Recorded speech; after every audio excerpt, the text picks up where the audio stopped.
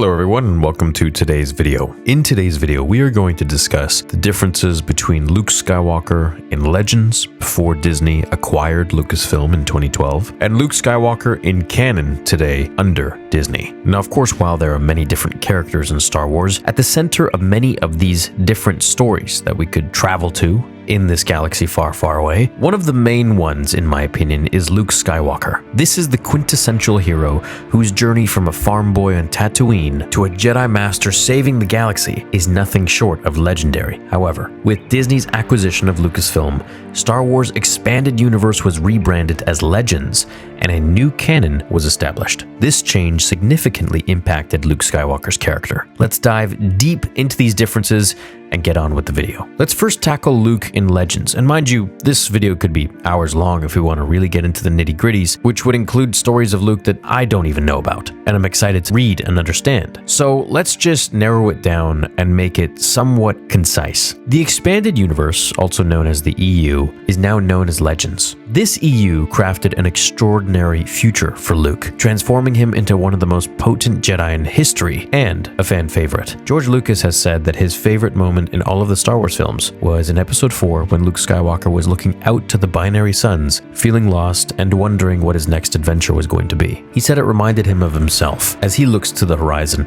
and wonders what his next adventure shall be. Now, one of the most notable elements of Legends Luke is his role as the founder of the New Jedi Order. After defeating Emperor Palpatine and Darth Vader, Luke devoted himself to rebuilding the Jedi Order, a task that Jedi Master Yoda had bestowed upon him. In the novel Heir to the Empire by Timothy Zahn, which I believe will be covered quite a bit in the new Ahsoka show coming out at the end of August. In this book, Heir to the Empire, for instance, Luke trains his sister Leia and others in the Force, establishing a Jedi Academy on Yavin 4. His new Jedi Order evolves beyond the old, acknowledging the complexities of emotions and relationships, unlike the strict, often prohibitive rules of the prequel-era Jedi Order, which in my opinion were far too strict and rigid. And what happens when you have a very rigid tree in a very high wind? The tree will break. Furthermore, Legends depicts a much more powerful Luke Skywalker.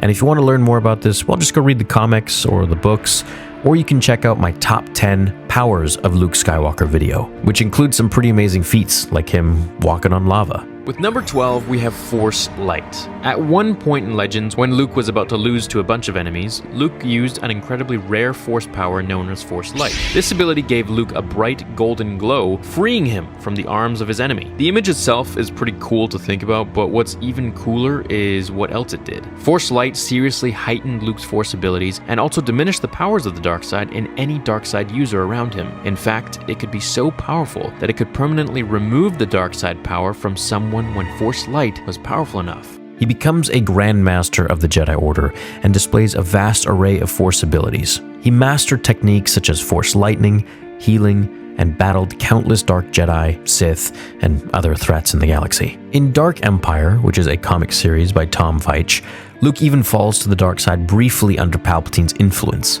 Now, I know this is super far-fetched, but it showcased a complexity to his character and ultimately triumphs over the Sith Lord once more. Luke's personal life also flourishes in Legends. He marries Mara Jade, a former assassin for the Emperor who becomes a Jedi Knight herself. They have a son named Ben Skywalker, named after Obi-Wan Ben Kenobi, Luke's, of course, mentor, and his father's best friend, at least, for a time. Luke's life in Legends, while fraught with challenges, has moments of joy, heroism, and personal satisfaction outside of his Jedi responsibilities. I feel Legends really goes into depth on Luke, not so much just as a Jedi, but as a character and as a person in whole, and really develops him in all different angles and corners. Really fleshes him out. And I think it's the fact that he really doubled down on his overall character development, which in A New Hope was, a whiny little boy who was extremely impatient leading into The Empire Strikes Back and Return of the Jedi, where he really started to master his own mind and temptations. But he always continued to keep that hope and that optimism and never put down the sword. And I think this is one of the things in Legends Luke that really made him such an amazing character. It's that you look at his character arc, and by the time of, the games in 2002 with Jedi Knight and Jedi Academy and all this, you really get to see Luke Skywalker in a very different light And this is something that a lot of people, especially mainstream fans who haven't played the games or read the books or the comics, don't really know about Luke. So what they see is kind of what they get, and they're like, well, this makes sense. But it really doesn't. So with that being said, let's look at Luke Skywalker in Disney canon and let me know what you think about it. So Disney canon takes a much divergent and arguably darker path for Luke, and much more closed in my opinion, especially in the sequel trilogy. We're not going to talk too much about the comics because there isn't all that much added for Luke yet in the comics, besides him, fighting the dead ghost of the Grand Inquisitor and finding a yellow lightsaber and throwing his blue one away. Literally,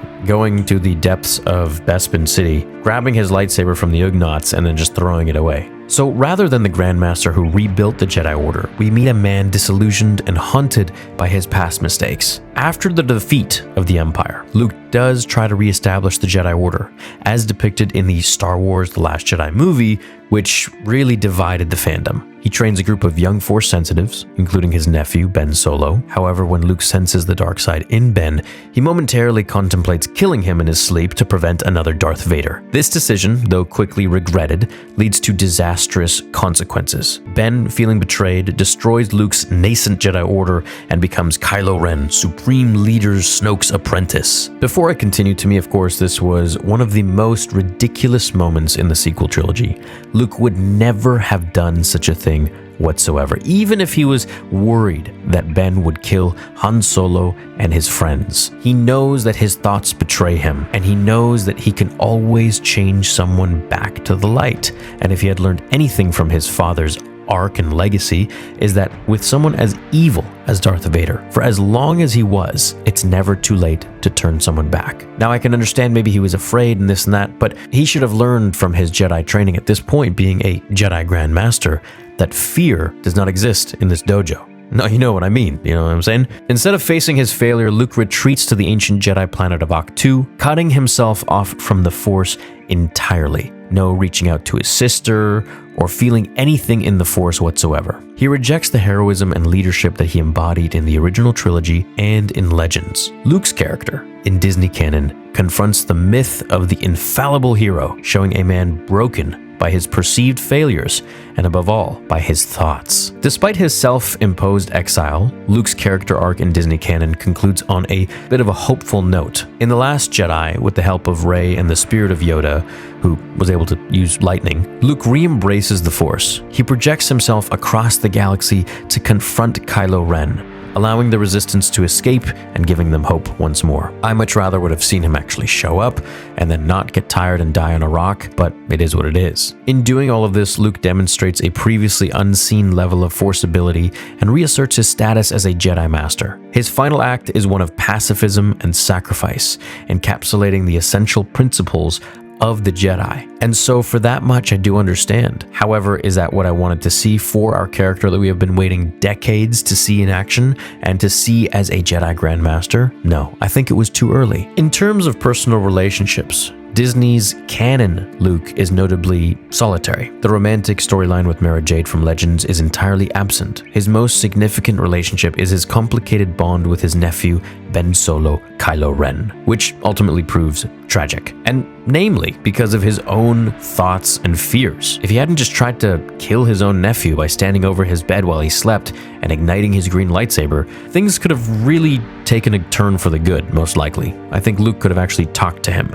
I think this was more of a Obi-Wan and Anakin sort of situation, whereas what was needed in this scenario was a more Qui-Gon Jinn and Anakin sort of situation. And I think Luke needed to be the Qui-Gon to Ben Solo instead of being the Obi-Wan or the Mace Windu. However, of course, there's a new mentor-student relationship introduced between him and Rey, which initially fraught with tension evolved into mutual respect and trust. So the two iterations of Luke Skywalker represent contrasting interpretations of the character post-Return of the Jedi, and I think this is something that I have the biggest problem with, and something I see many like-minded fans of myself and the channel have a major gripe with. Legends Luke remains the hopeful hero of the original trilogy, growing into an extremely powerful Jedi and a wise leader. And don't get me wrong, he goes through his own trials and tribulations. As Mark Hamill even said, Luke, going through something like he did in The Last Jedi, would have maybe packed up for at most 6 months, but then he'd get himself together and come back stronger. Anyways, Legends also gave him a more rounded personal life,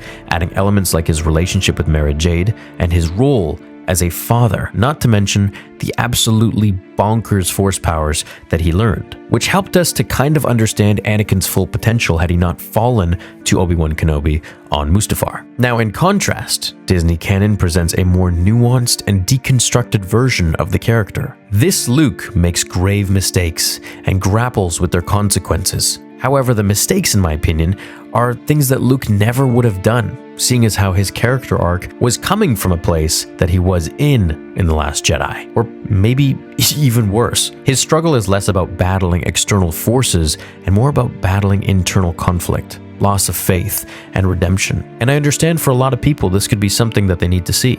But I would also argue that people who have lost their faith and have lots of internal conflict need to see someone who has had the same issues like in episode 4 and regained all of their faith, handled their internal conflict with themselves, with their father, with their family, with the galaxy, and overcame literally everything in a much more heroic and, well, badass way. This portrayal that we saw in The Last Jedi and sequels, and I say The Last Jedi because we didn't really see him much in the other films, he was presented as a flawed human side to the legendary hero and raising proactive questions about heroism, failure, and legacy. While of course myself and some other fans prefer the confident, unstoppable force that Luke becomes in Legends, others appreciate the deeper, more complex character study offered in Disney canon. And I say complex not because it's much more well written, but because it's just so much more bizarre that Luke would regress to this kind of state. Both versions honor the core of Luke's character in different ways. His courage, his deep connection to the Force,